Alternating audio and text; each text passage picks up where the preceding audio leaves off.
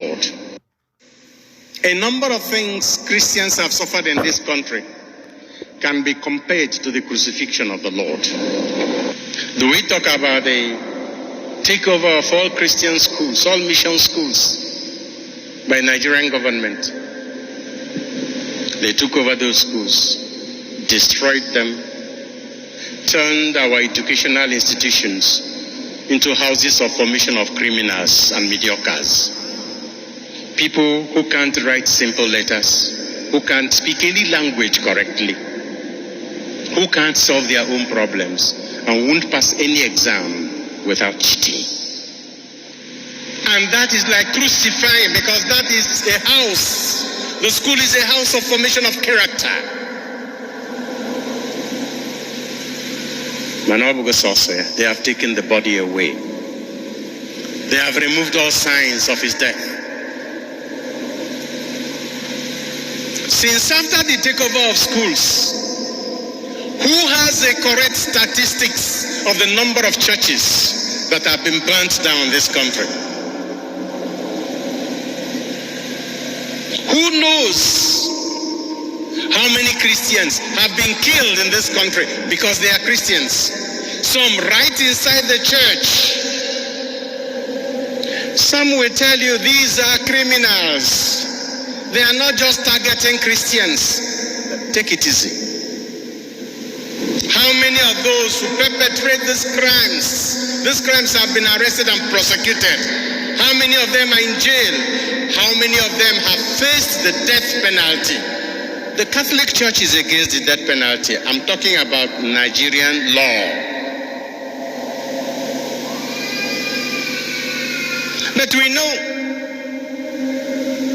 that if anything happens to some of those who perpetrate this crime, either in self-defense or in resistance, the government stands up. There is outrage everywhere in all levels of government. This selective outrage of government, this selective outrage of the police, of the army, of the security agencies, when innocent citizens are massacred and when criminals are repelled and in the repelling they die, this selective outrage is like, it's not only that they have killed him, they have taken the body away. They want to wipe off every trace. And some Christians are being provoked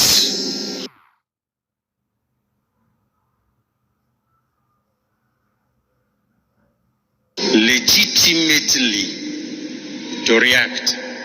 Anytime any of them reacts, they are said to be taking the laws into their hands. But all those who trample upon the law, they kill, they rape, they maim, they sack farmers, they harvest crops of farmers and feed it to their cattle. And when you say no, why are you doing this? It is death. And when they do that, they record it and post it to government to see. If you ask them question, you are killed. If you chase them away and while running away they die, you'll be condemned to death. This, permit me to say, is pure, sheer provocation. But this is Easter.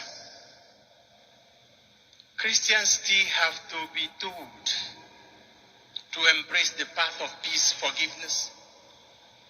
But in one of the readings yesterday from the book of Exodus, the people were crying to Moses. They were stranded in the desert. The sea was there. And Moses turned to God. What do we do? We are stranded here in the bush, in the desert. What did God tell him? Why are you crying to me? Tell the people to move, and you raise your rod, raise your staff. We as Nigerians, as Christians, like the Israelites escaping from slavery, must learn to do certain things now differently. We cannot continue in our selfish indifference. We have to bring the values of the gospel into our individual and collective lives. That is the only hope we have for survival. While pleading with those whose responsibility it is to govern and to protect us, today many of them will go online in television and in their official handles, social media handles, to wish Nigerians, especially Christians, happy Easter. Oga, keep your wish. Don't wish me happy Easter. Protect my life. Don't wish me happy Easter. Do your job. Because this cloud that is gathering, this darkness that is gathering, if it is allowed to extinguish the light of faith of Christians, this country will be plunged into total darkness. And successive governments that have stood idly by and watching while this is happening should only blame themselves and not any other person if anything like that happens. But today is Easter. Our prayer is that Christians will learn really to live the life of the risen Lord. And that even those who are not Christians, looking at us, should learn that the only hope for the salvation after life, and even for peace in this world, is living out the commandments of Christ, of God, summarized by Christ, loving God and loving your neighbor. Alright, wonderful people, welcome back to this wonderful channel where we bring you back-to-back updates and information as to the hot. In case you have not joined our social media handle, what are you waiting for? Kindly go ahead and subscribe, like, comment, share, and also remember to on your notification button so that whenever our news drop, you will be the first to collect them. Let's go down to the news proper as to the hot. Now, the Kano's lawyer finally set for May 21st and 22nd court appearance. The legal team representing the detained leader of the indigenous people of Biafra, IPOB, Mazi Nnamdi Kanu, has formally submitted an updated list of lawyers, family members, and associates who will be attending his next court hearing scheduled for May 21st and 22nd, 2025. In a letter addressed to the Deputy Chief Register Litigation of the Federal High Court in Abuja and signed by the Aloy Ejimako Esquire, Counsel to Kanu Agabi San, the legal team listed 15 lawyers and 15 family members/friends of the defendant. Among the prominent senior advocate of Nigeria, Sans expected in court are Kanu G. Agabi, Professor Onyechi Ikpeazu, Emeka Itiaba, Mela Audu Nunga, Dr. Joseph Akubo, Uchenna Njoko, and Paul Erokoro. Other legal practitioners include Aloy Ejimako himself, PAN Ejiofor, Maxwell Opara, Dr. PK Obi Mandela Ume Gborogo, Mary Francis Oji, Emmanuel Agabi, and Chika Odomenge. Also listed as family and friends of defendants are Prince Emmanuel Kanu, Prince Nena Kanu, Princess Favor Kanu, Charles Ude Esquire, and Honorable Obi Agocha. The document emphasized that the submitted list supersedes any previous provided names and is intended to assist the court in managing the high-profile proceedings, presided over by Honorable Justice James K. Omotosho. In a related update, Aloy Ejimako confirmed that members of the legal team, including two senior advocates, concluded a crucial visitation for Mazi Nnamdi Kanu today. He described the visit as vital to preparation for the upcoming court dates. The visitation is crucial to the continuation of our cross-examination on the 21st and 22nd May. We are primed and ready to rumble, Ejimako stated. Khan, who faces charges filed in suit number FAGC/ABJ/CR/383/2015, has been in custody since his rendition to Nigeria in 2021. His trial continues to generate national and international attention with increasing calls for a fair and transparent judicial processes. All right, this is coming from the table of Mazi Nnamdi Kanu's lawyer, calling the names of the people who will appear in court with Mazi Nnamdi Kanu. As it is now, it is not everybody that will be in court with Kanu. There are selective set of people that is supposed to be there. Another note, DSS urged to stop alleged campaign of calumny against Nnamdi Kanu. The IPOB condemned state-sponsored posters, campaigns of hate against Kanu as being prejudicial. The Department of State Service (DSS) has been urged to stop the campaign of calumny against Nnamdi Kanu, leader of the indigenous people of Biafra, IPOB, currently undergoing trial. Describing the campaign as dangerously prejudicial to Kanu's ongoing trial, IPOB unequivocally condemned the disgraceful and unlawful display of hate-filled posters across Abuja, calling for the extrajudicial punishment of the leader, Mazi Nnamdi Kanu. These posters, bearing his image alongside a skull and crossbones symbol with inflammatory words like Nnamdi Kanu must pay for killing our security agents and innocent citizens, are not only false but also dangerously prejudicial to his ongoing trial.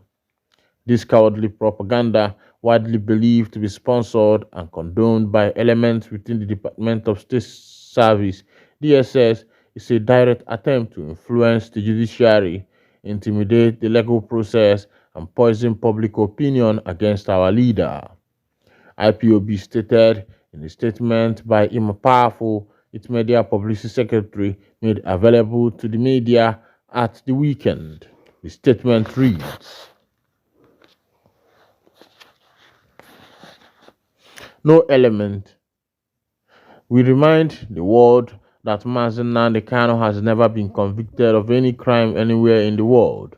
No element of spurious charges brought against him occurred in Abuja, yet he's been tried in the highly hostile jurisdiction. The UN Working Group on Arbitrary Detention has declared his rendition from Kenya illegal and called for his immediate release. This desperate campaign by the Nigerian state confirms what Kanu has long warned. Abuja is not and cannot be a neutral venue for any legal proceeding involving Mazi Nnamdi Kanu. The presiding judge, Justice James Omoto, must recognize that the atmosphere has been irreparably poisoned and rescue himself or move the proceeding to a neutral and legal appropriate venue. IPOB calls on the international community to condemn this shameful abuse of legal processes, the UK government to intervene on behalf of their citizens and ensure his fundamental right as protected, the Nigerian judiciary to rise above intimidation and act in accordance with the law. Let it be known, we will not be silenced, we will not be intimidated, we will continue to demand justice, freedom, and self-determination." All right. Welcome back. Recently in Abuja, there has been a lot of posters with Mazi Nnamdi Kanu everywhere, and skull and skeleton, and inscription on those posters is that Kanu must pay for killing the security personnel. And I'm wondering why these posters, why this propaganda, why are people taking law into their hand? Why do people so much want Mazi Nnamdi Kanu, to be detained and not to be set free? Why do people, so much want, destruction for that guy? But I will not say everybody, because there are a few set of people who just want that man to be destroyed and not to come out of detention. One thing about Africa is that Africa is not where you speak the truth. Once you speak the truth in Africa, you become a target of all the bourgeois and the politicians who eat through lies that they have been peddling for centuries past. Now, just like what is happening in Burkina Faso, where the young man Ibrahim Toure have risen up to make sure that his people benefit from their mineral resources. Burkina Faso has been rated some time ago to be one of the poorest countries in the world. Meanwhile, in Burkina is where you have gold, is where you have a lot of mineral resources, and the emergence of Ibrahim Toure has exposed what is happening in Burkina Faso, and that has exposed what is happening all over Africa, that Africa are just being used. But it's not that Africa wants to be used, it is about the leaders of Africa, few individuals who are trading with the nation's economy, making money out of it, becoming billionaires, and leaving every other people to be impoverished. This set of people have become very wealthy through the African resources. Their families are all over the world, studying in the best universities in the world, living best life in the world. Meanwhile, forgetting that whatever the Westerners are giving them are peanut to compare to what the Westerners are extracting from their nation. Just like Nigeria, Nigeria is one of the countries that have this mineral resources called crude oil. But upon all these things, and this Nigeria is nothing to write home about. There is big inflation, there is food scarcity, there is security crisis, there is terrorism, there is a lot of things going on in this nation. The recent one that has been reoccurring is the BH boys or terrorists invading, army barracks, cutting away arms and ammunition. And I wonder when the army, the soldiers that are supposed to protect the people from external and internal insurrection has been conquered, what is the fate of the civilians? All right, this is where I'll be winding down the curtain.